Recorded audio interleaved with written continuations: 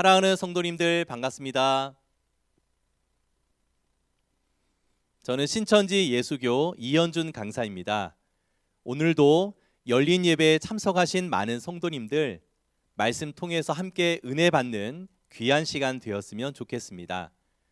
오늘 저와 함께 나누실 말씀은 네 가지 마음의 밭이라는 제목이 되겠습니다.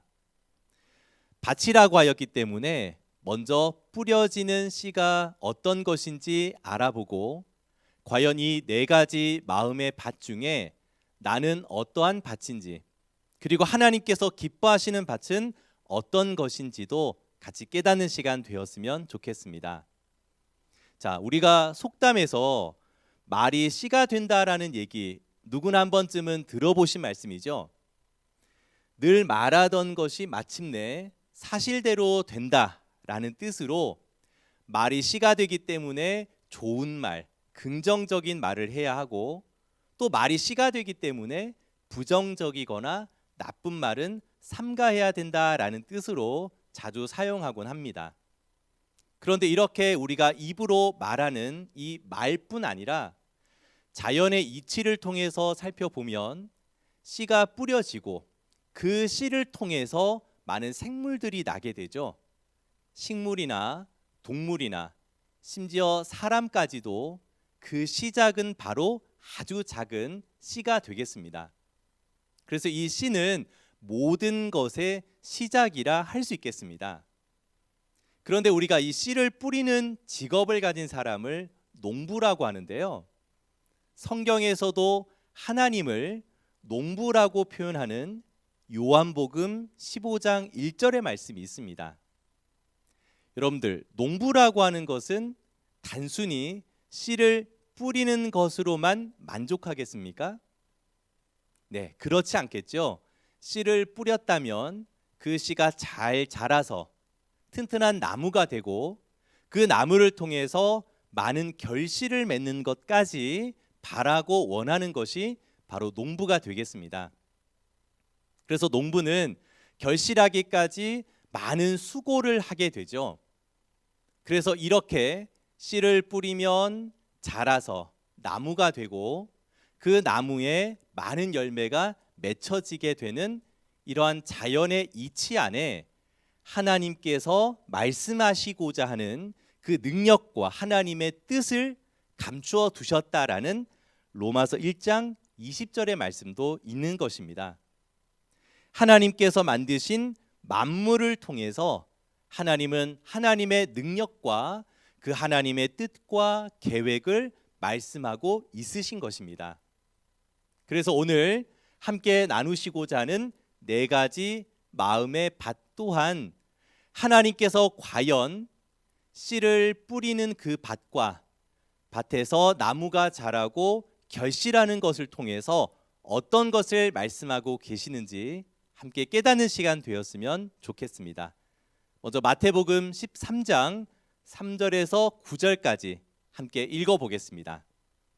예수께서 비유로 여러 가지를 저희에게 말씀하여 가라사대 씨를 뿌리는 자가 뿌리러 나가서 뿌릴새 더러는 길가에 떨어짐에 새들이 와서 먹어버렸고 더러는 흙이 얇은 돌밭에 떨어짐에 흙이 깊지 아니하므로 곧 싹이 나오나 해가 돋은 후에 타져서 뿌리가 없으므로 말랐고 더러는 가시떨기 위에 떨어짐에 가시가 자라서 기운을 막았고 더러는 좋은 땅에 떨어짐에 혹 100배, 혹 60배, 혹 30배의 결실을 하였느니라. 귀 있는 자는 들으라 하시니라. 네, 3절에서부터 살펴보면 씨를 뿌리는 자가 나가서 그 씨를 뿌린다라고 합니다. 그런데 덜어는 길가밭에 뿌려지게 되죠.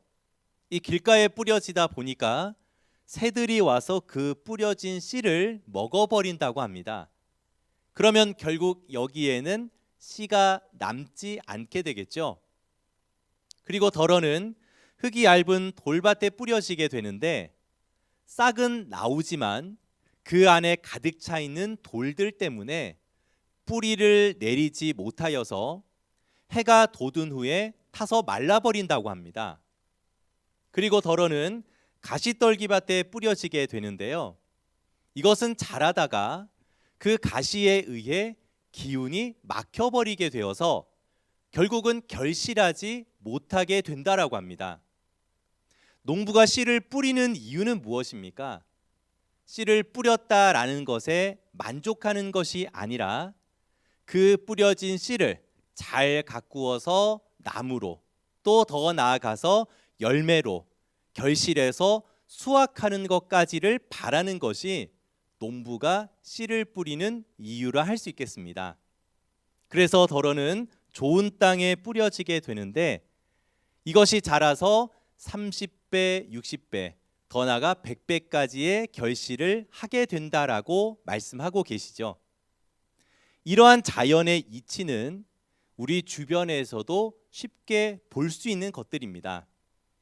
그런데 로마서 1장 20절에 하나님의 능력과 신성은 그 만드신 만물 안에 씨를 뿌렸다면 자라서 열매를 맺힌다는 이 만물의 이치 안에 하나님의 능력이 감추어져 있다 하였으니 오늘 이 밭을 통해서 과연 나는 어떠한 밭인지, 또 하나님께서 기뻐하시는 밭은 어떤 것인지를 함께 찾아가는 귀한 시간 되었으면 좋겠습니다.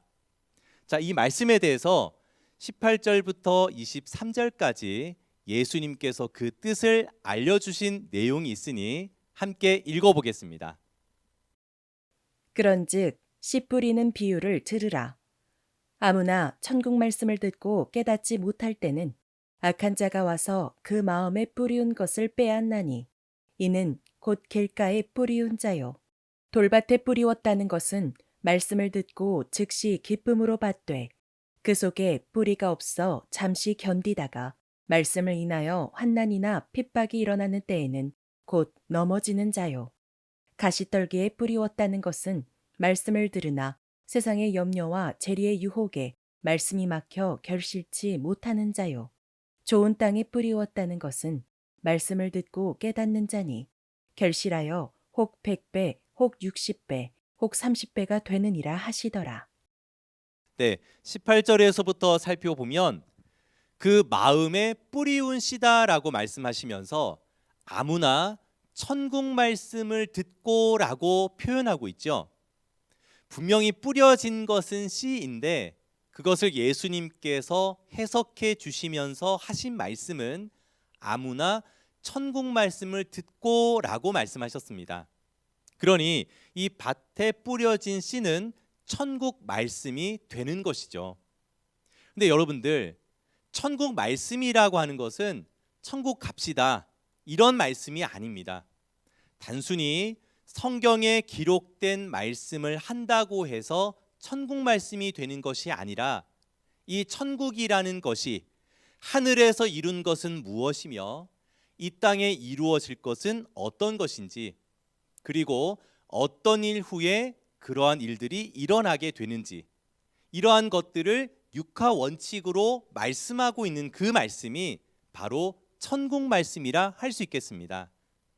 예수님께서는 마태복음, 마가복음, 누가복음, 요한복음을 통해서 천국은 마치 이러하다라는 수많은 비유의 말씀들을 해 주셨습니다.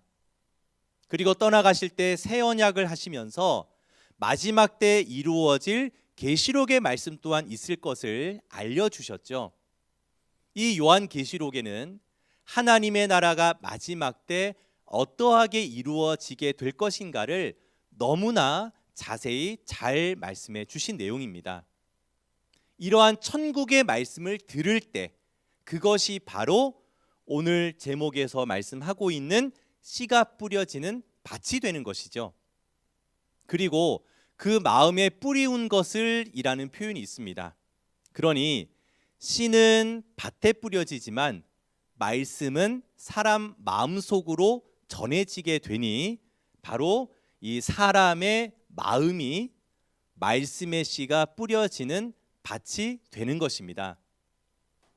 그럼 우리가 조금 전에 살펴봤던 네 가지의 밭도 실제 저 자연 속에 있는 밭을 말씀하고 있는 것이 아니라 천국에 관한 말씀을 들을 때 사람의 마음이 네 가지의 모습이 나타난다는 것이 되겠습니다. 자, 그것을 하나하나 살펴볼 텐데요. 먼저 길가에 뿌려졌다는 것은 말씀을 듣고도 깨닫지 못한 자라고 말씀하셨습니다. 우리가 조금 전 그림에서도 본 것처럼 이런 자들은 새가 와서 그 씨를 먹어버리게 되죠. 마태복음 13장과 비슷한 내용이 있는 것이 누가복음 8장인데요. 누가복음 8장에서 보면 마귀가 그 마음 속에 말씀을 빼앗아 간다라고 되어 있습니다. 왜 빼앗아 갈까요? 그 말씀을 믿어 구원받지 못하게 하려고 그 씨를 빼앗아 간다라고 되어 있죠. 우리가 지난주 예배에 참석하신 분들은 아시겠지만 말씀을 들음으로 믿음이 생기게 되고 그 믿음을 통해 내가 온전한 행함까지 나타나게 될 때 구원에 이르게 된다라고 배우셨을 것입니다. 그러니 그 구원의 시작이 되는 것이 바로 말씀이 되는 것이죠. 이 말씀을 내가 온전하게 믿고 행함까지 가게 된다면 구원에 이르게 되기 때문에 마귀는 그것을 회방하고 방해하고자 마음에 뿌려진 씨를 빼앗아 간다라고 되어 있습니다. 이 길가와 같은 자들은 말씀을 듣고 왜 깨닫지 못하겠습니까? 그 말씀의 가치와 그 말씀의 중요성을 알지 못하기 때문에 말씀을 들을 때 다른 생각을 하거나 졸거나 다른 마음을 가지게 된다면 말씀이 마음 중심 깊숙이 들어가지 못하게 되는 것입니다. 이 말씀을 듣는 우리 성도님들도 혹 나는 그러한 모습이 없는가 살펴보시고 또 그러한 모습이 있었다면 이제부터라도 이 천국의 말씀이 얼마나 값지고 귀한 것인가를 깨달아가는 우리 성도님들이 다 되었으면 좋겠습니다. 그리고 돌밭이라고 하는 것은 말씀을 인하여 처음에는 기쁨으로 받았지만 그 마음속에 돌들 때문에 뿌리를 내리지 못하여서 말씀을 인하여 환난과 핍박과 어려움이 생길 때 그것을 포기하게 되는 자가 바로 돌밭과 같은 사람이 되는 것입니다. 이 말씀을 들을 때 처음에는 기쁨으로 받는 것이죠. 내가 들어보지 못했던 말씀들, 혹 내 마음속에 정말 궁금했고 정말 갈급했던 것들을 알려주는 말씀을 듣다 보면 처음에는 기쁨으로 받을 수 있지만 그 마음에 가득한 돌들 때문에 말씀이 내 마음과 하나 되지 못하여서 뿌리가 내려가지 않는 자들입니다. 에스겔서에서는 이 돌들을 자기의 굳은 생각이라고 표현하고 있습니다. 말씀을 들을 때 나의 어떤 생각, 선입견, 아마 이 열린 예배도 우리 듣는 성도님들 정말 큰 결심을 하고 이 열린 예배에 참석하신 분들도 많이 계실 것이고 또 참석하고 계시지만 여러 가지 이 새하늘 새 땅에 관한 또 이 말씀에 관한 선입견들이 있으실 겁니다. 이러한 자기의 생각과 선입견들은 말씀이 뿌리 내리지 못하게 하는 커다란 돌들과 같습니다. 말씀을 들으실 때는 이 돌들을 어떻게 해야 될까요? 다 비워내야 되겠죠. 비워내면 처음에는 공허함이 있을 것입니다. 그 공허한 것을 세상의 것으로 채우는 자가 되지 마시고 천국 말씀으로 가득 채울 수 있는 우리 성도님들이 다 되셨으면 좋겠습니다. 그리고 가시떨기라고 하였는데요. 이것은 말씀을 들을 때 세상의 염려나 재리의 유혹이나 일락과 같은 그런 평안함이나 즐길 것들이나 이런 세상의 유혹에 내 마음을 빼앗겨 버리게 된다면 온전하게 결실하지 못한다라고 말씀하고 계시죠. 이것은 마치 우리가 정말 농사를 짓는 것과 같은 이치입니다. 황무지와 같은 곳을 개간할 때 많은 돌들이 나올 것이고요. 또 내가 뿌리지 않았지만 많은 잡초들도 가시덤불들도 올라올 것입니다. 그러나 그런 과정들을 다 이겨내고 좋은 땅이 되어야지만 말씀을 잘 깨닫고 결실하는 자가 되는 것입니다. 저번에도 말씀을 드렸지만 이 농부라고 하는 것은 뿌린 것에 만족하는 자가 아닙니다. 하나님은 농부시라고 하였죠.